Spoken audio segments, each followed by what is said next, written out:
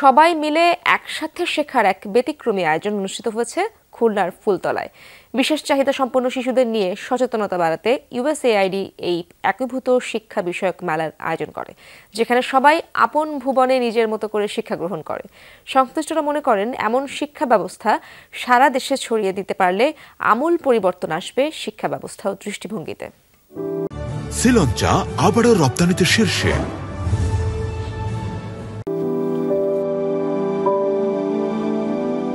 কারো চেষ্টা মনের কল্পনাগুলো ক্যানভাসে ফুটিয়ে তোলার, কেউ বা মেতেছে নাচ গানের পরিবেশনায়। দিনটি শুধুই শিশুদের।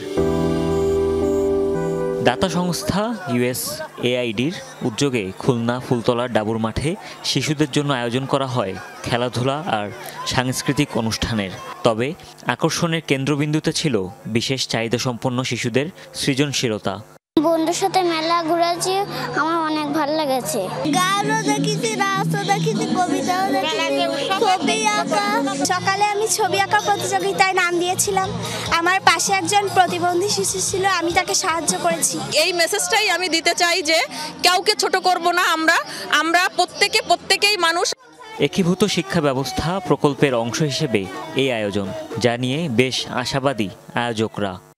মূল ধারায় বাচ্চাদের সাথে তারাও যদি একসাথে শিখতে পারে, আমার মনে হয় আলাদা করে বিষয়টা থেকে বের হয়ে এসে সবার সাথে শিখলে ওদের জন্য এটা ভালো হবে।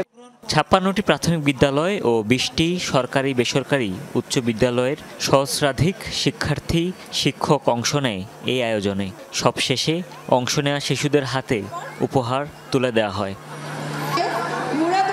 হুমায়ুন রশিদ, যমুনা নিউজ।